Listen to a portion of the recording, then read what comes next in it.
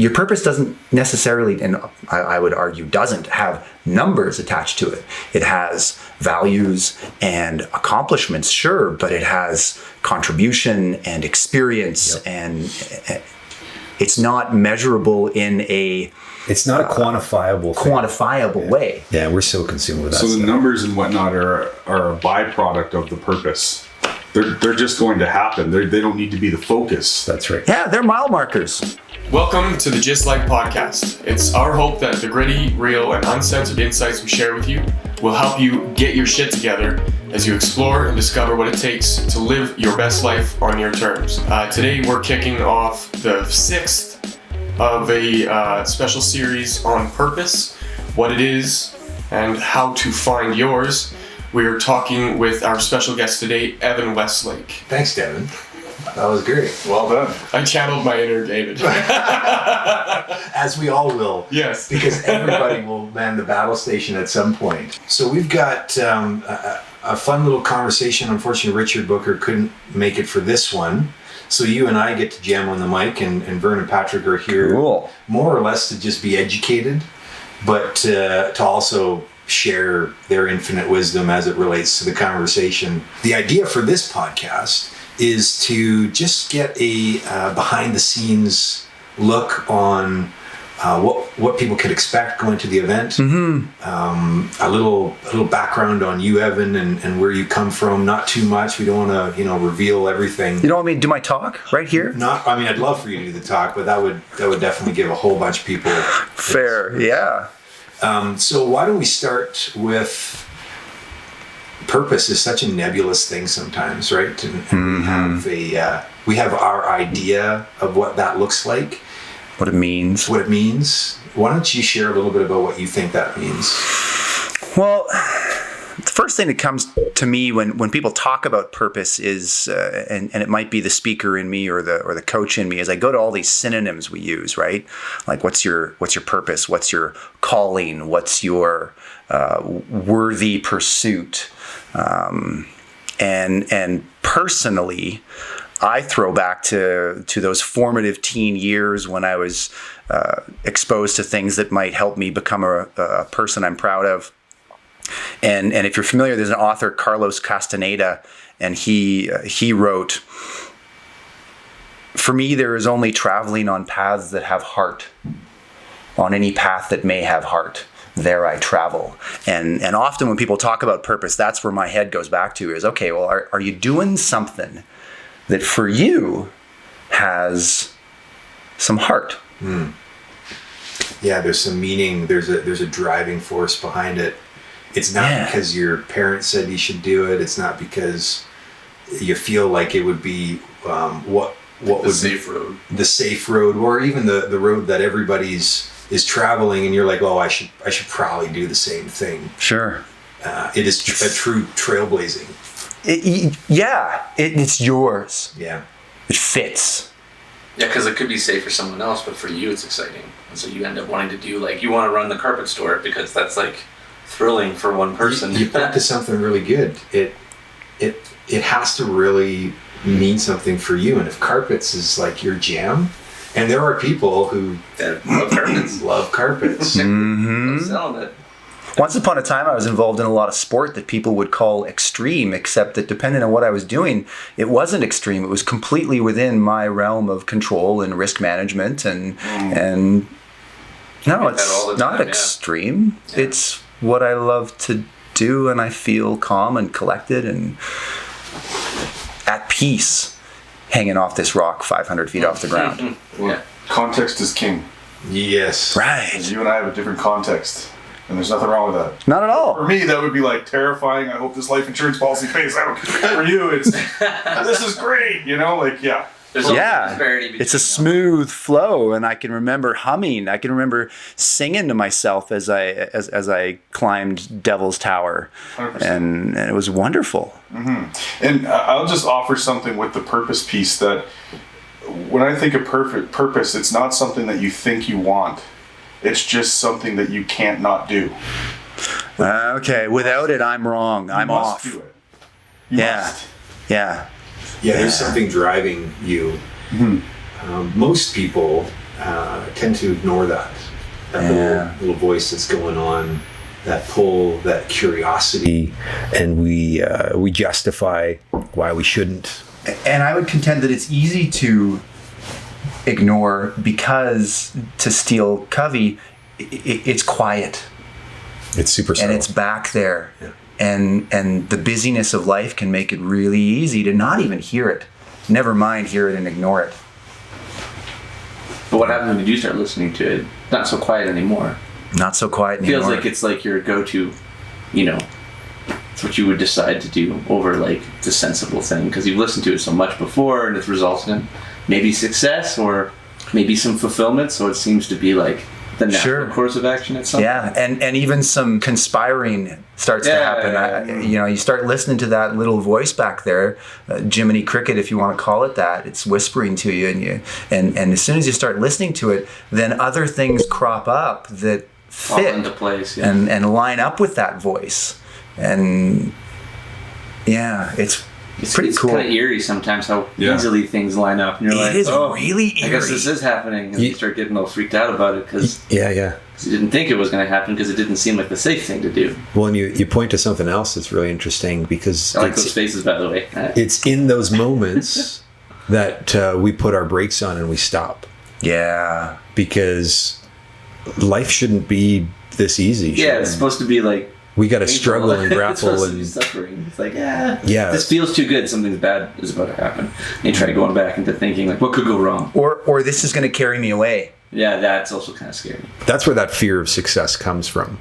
I believe that we stop these things where there was so much flow at one point, and it happened so quickly, and there was so much of it. It was an immediate putting on of the brakes. Mm-hmm. Because one, we don't know what's on the other side. Mm-hmm. That fear of the unknown, and the fear of, from my perspective in my own journey, it was, but who am I going to turn into if I do actually go down that road? And they are impossible questions to answer. Yeah, and I throw in a couple other big pieces to that if I follow this and I go down this road, then are people going to keep expecting this of me? Right. This level? Yeah. I can remember sitting at the Olympic Oval listening to, and I can't remember her name now, I can't pull it out of my brain, a woman who is an exceptionally talented, accomplished Olympic cyclist in Canada. I got to find her name. And how she talked about, for a couple of years there, she was quite literally holding herself back from the firsts and the seconds because of the fear of what would be expected once those started to happen. That is crazy, no? Like, don't let people know I'm capable of this, because then they'll want me to keep doing it. Whoa. This is fascinating. And I was just listening to a quick clip on YouTube of Joe Rogan. And he was talking about, the clip started out, he says, man, we've all got imposter syndrome. We've all got it. He goes, I'm sitting there this morning, I'm on a phone call with Johnny Depp. And all of a sudden I'm like, what the fuck? What am I doing on a call with Johnny Depp? Right? Who am I? Yeah, right. Joe Rogan, whatever, whoever that guy's. But it's just interesting because he starts telling stories about other actors who have said, at one point or another they felt like a fraud, but they're like the top of the game. Yeah. It's just how it is. It's just something that you continuously deal with. You quiet that nonsense and then you take the next action, right? Yeah. And some of us just are collapsed or crippled by that as our truth. Yeah. I'm weak, I'm small, I'm this, I'm that, I'm not worthy, whatever. Can I sustain it? Yeah. I think the people at the top of the game probably feel it the most because everyone's looking to them for guidance, and they're like, well, I don't really know what I'm doing. It's just I've done this and it seems to be working, and I could make a mistake at any minute, and now everyone's propped me up on this pedestal, and it's only a matter of time before I let everyone down. Like, I think when you're like at the top, that's the hardest place to be, because now everyone everyone uses you as a role model, as like the compass, right? And you're like, oh man. Yeah. Well, that's the opportunity for everyone, though. For those that are striving to move towards that, or are curious about what that might be for them, to be willing to continue to journey and venture forward, and for those that are at the top, to remember. I think it really we owe it to ourselves to check in often around where we've been in contrast to now where we're at. Amen. And then giving that perspective now to those. So to your point, Patrick, about realizing, yeah, you've got eyes on you. I mean, what a really great opportunity that is to incite some of that perspective and wisdom and guidance for those that really do want to do something, and for whatever reason have their blocks inside. And it's okay. It's okay to be at the top. We just get to manage our own expectations about what that actually is. Like, there's just let's be real about things. All of which assumes that there's a top. Yeah, totally. Because, I mean, depending on the pursuit and depending on what the purpose or the path draws you towards, there's someone farther out there. There's someone ahead of you on that. There's someone on a parallel that's been through something bigger or has accomplished something larger. The idea that I'm on the top is a pretty arrogant idea. It is, and that's the collapse I think that people have. And there's a freedom there then for those that realize that. And we talked about this with everybody yesterday when they came in. This is about a discovery. It's about a journey. It's not a destination. You're not arriving anywhere. No, you're on it for a while, and then it shifts and pivots, and it's now a different journey, a different path, a different direction. It never stops, which is cool. That's life, and that's probably the most paralyzing thing for people. Is like, I don't know, and it's totally okay. Yeah, like, you don't need to know. Some of the coolest people you ever met are figuring it out. And what's cool is that they're all in wrestling with figuring it out. Yes. That's a really neat part of purpose and meaning is our what's the next thing? Discovery is really cool. Yes. And I think it's super important too, because I'm listening to what you guys are saying, and what's coming to mind, like, I'm a big fight fan.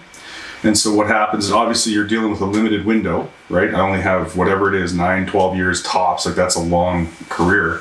And so I could be so fixated on, let's say, the title, for example.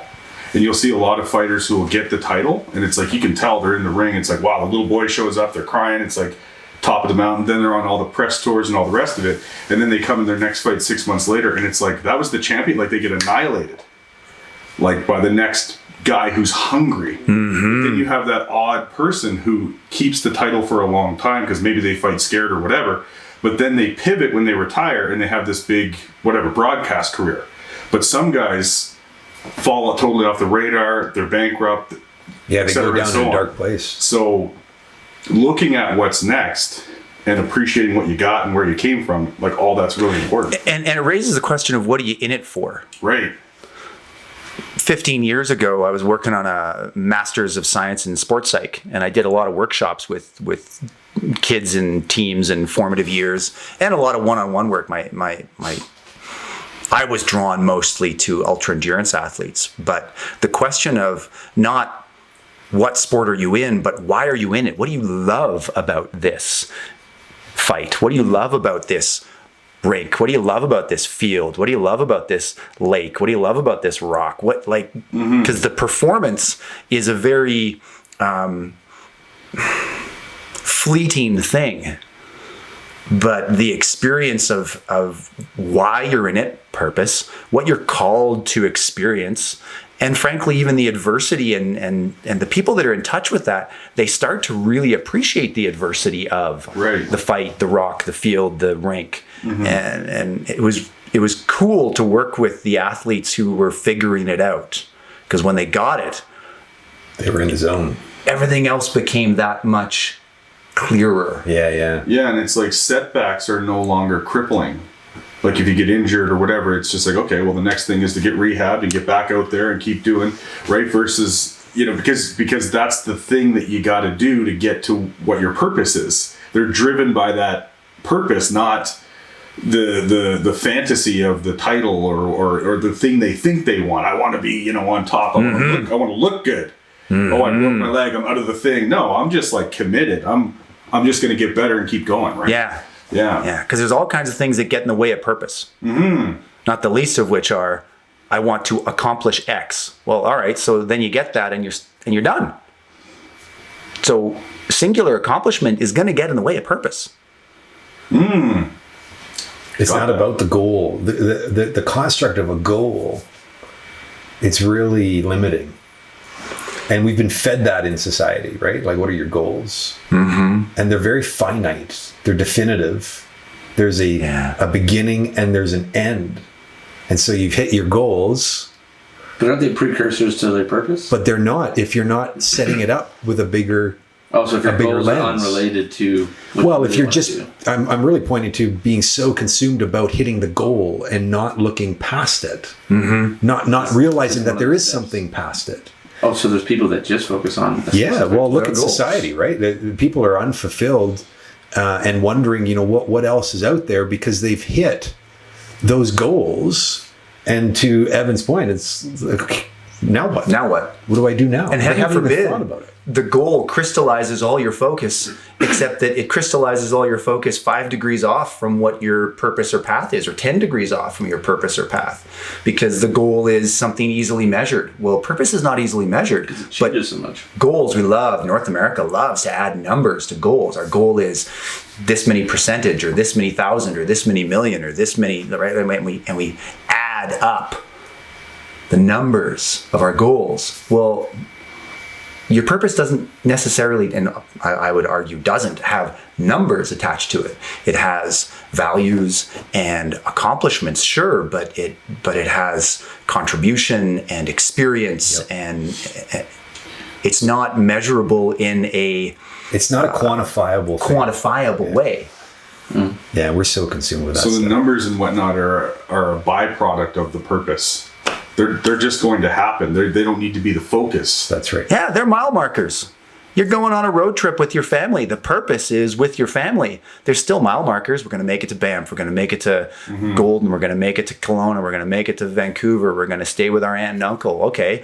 Goal, goal, goal, goal. Mile marker, mile marker, mile marker. None of those are the purpose. Yeah, you're not heading to Banff and going, okay, we made it, guys.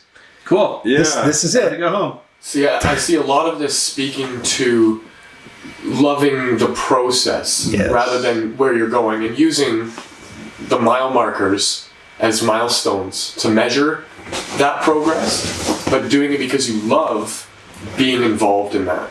Not being so consumed by. Yeah. They're indicative of movement. Great. Yeah. Let's not lose track of why. Yeah. But they're still useful as like bookmarks. Oh, I'd say they're critical. Yeah. And I usually thought that when you created a goal, it was for a bigger picture in mind. Yeah. Otherwise, For what's you- the goals for? For you, it always was. So consider that. So, but then there are a lot of people where the goal is the end result, Yeah, for them. or they collapsed it with thinking that that's the end result, and then they're left wondering after hitting it, oh, yeah, this isn't it. Yeah. Like, oh, and if this isn't it, well, then what is it? Like, you look at this construct of career. This is a byproduct of one of our industrial revolutions, right? Yeah. Job didn't exist 200 years ago. Right. And so now we are spending That blew my mind. 10 years trying to find or go towards hitting a designation of whatever sort, and then we get there and there's no fulfillment. You don't suddenly feel happy. Yeah. Well, my happiness just manifests. It came from a good intention, but it lacked a bigger picture. And I think that's the opportunity for the day on purpose, is for people to really get what their bigger picture is. Mm-hmm. And not because we're just sharing our bigger picture and now, I get, so that must be my bigger picture. I have to now be Evan's bigger picture. That's kind of how we collapse it, right? We'll now think, so because they're speaking to it or about it, that must be what I should venture forward to uncover my own world. But that's not it, because it won't be yours. It's got to be yours. Yeah. It's got to be yours. I think there are some themes that occur. And Sure. Contribution is a theme, and connection is a theme, and we are social beings. And I think that there are things that distract us. It's a big part of what I end up what I end up working on with clients, be they one-on-one or groups, is this idea of guilt, or this idea of you accomplish it and then can you sustain that? Distractions in the real world, distractions inside your own self that pull you away, literally pull you away from purpose. I don't want you to give away too many of your gems. You can give one. But yeah, what would be the one that you would share with people that would help them in that? What's one thing a person could take on, could start doing, that would help them with that idea of distraction from purpose? Yeah. That's the question. Yeah. Okay. One Assuming they thing. know the purpose, right? Not necessarily, but from the distractions. I mean, it could go in either way. There's one thing. First of all, you don't need to know your purpose to be able to feel what isn't your purpose. Definition by negativity is real and it works. I walk through the grocery store and I look at things and say, I don't want that. It gets you closer to what you do want, I guess. And it gets me closer to what I do want. And carving out the things you don't want does make it easier to find the thing you do. I would say it's the most important thing to keep front and center for us, because how could we possibly know what we want if we're not clear what we don't want? Right. And I'll add, it's to not feel guilty. You have complete permission to not like and not want what other people like and want. There are people who love the opera. I don't. I tried. I was like this. But did you bring like some little like binoculars? No, like, man. monocle? You didn't even try then, did you? I was just trying to be intellectual, and I fucking hated it. Anniversary with my wife. She's like, let's not ever do that again. I got 4 Never been kids. more turned off in my life. I got 4 kids, and there are things that they like. There are things that they love. There are things that they're so into. And I know 15, 20 years from now, they might not be totally into them anymore, but they're not my thing. I'll participate for the sake of loving my son, loving my daughter, but I'm not called to Play Minecraft. Play Fortnite. playing Minecraft. I'm not. I Fortnite hate gives me Minecraft. anxiety. I have Seriously no addicted to interest. Minecraft. I Really? didn't either. I And I can't came stand from a period of life where I was like heavily invested in games, and I look at games and I'm like, I don't remember why I enjoyed all this so much. And we don't have to feel guilty about, I'm going to drop a little bomb here. You're totally allowed. We don't have to feel guilty about not liking hockey. What? Oh my god, you gotta get out.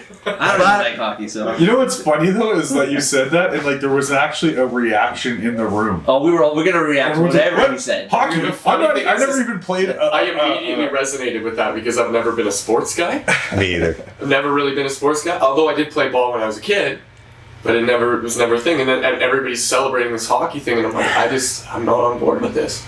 And the guilt about the feeling bad about not liking what your buddy likes, Right. that's going to get in the way of finding your purpose. Well, some people around here would say like, "Oh, you're not even a Canadian," which is Nonsense. See, here's the kicker. That's the polarizing experience. Part of it could be.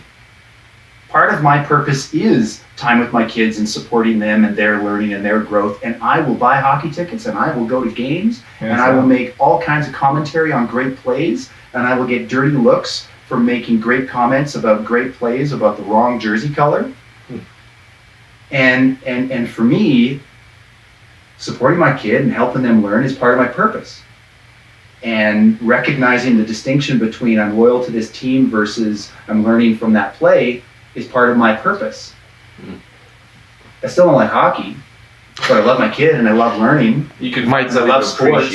and Yeah. the experience there too, right, with your child. And maybe that's how I reconcile the guilt of not liking hockey. I don't like this, but I'll at least understand it. But I'll get into it this other way. There's one question that's right there for me, and it kind of builds off your question. Is that start to move toward the things you're pulled to, and move away from the things that you're like, hey, I don't want that. I want to move towards something else, or figuring it out. What's something you'd say to people that are dealing with the pressure from the friends or the pressure from the family? Hey, when are you guys going to have kids? When are you guys going to settle down? When are you going to get married? When are you going to find a real career? When are you going to... And that's not what they're up to right now. Maybe they don't want to have kids, or whatever the thing is that society is putting that pressure on them about. What do you say to people who are facing that? How do they deal with that when their purpose doesn't look like what everybody else wants it to look like? You need the space to be okay with you. And having been through a few identity crises of my own, waking up at 5:30, reading the Tao Te Ching and walking the dog made it a lot easier for me to be cool with who I am and what I want. But you got to find that space where you simmer through what's going on in you and be okay with my version and okay with I don't want what you want. And isn't that the punchline? Be brave enough to follow your journey, your path, whatever your thing is, and be able to say, I love you, but no thank you. Mm-hmm. Yeah, hands down. And take the space to figure that out, wherever that space is. Yeah. Because the shit I was going through would wake me up at 5:30, and I stopped fighting that. I was 18. And so I'd wander down to the living room and sit on the floor, leaning up against the couch, and read that. It's a series of 100 and something poems, right? And after I'd read one or two and drank some tea and ate some crackers, I'd take the dog for a walk.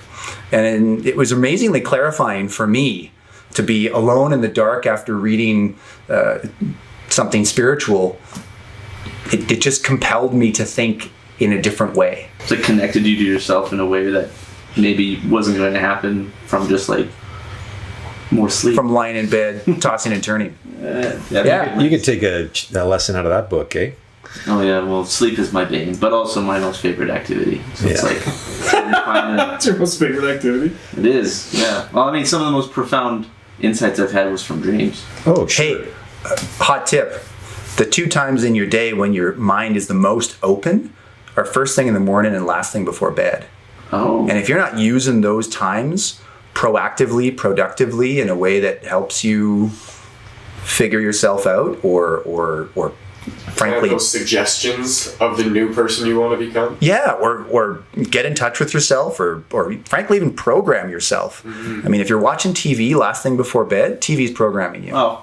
Yeah, right. And if it's CNN and Donald Trump 2 hours conspiracy, before, that's your whole life is going to be framed like that. Yeah, first 30 minutes in the morning is Yeah. bad news. Bad news is programming you. So you're saying I should stop watching Fox News in the morning? Definitely. You should just stop watching Fox News altogether. especially Fox News. All right, Devin, take us home, man. All right, so all of this was in conjunction with the event that's happening, A Day on Purpose. And A Day on Purpose is bringing together a fantastic community of speakers and presenters, people that are just like you and me at various stages of uncovering their own purpose. It will be a day of stories and discovery that will work to make very high level and at times hard to understand topics relatable and uncomplicated. So keep listening, we're going to bring you some more.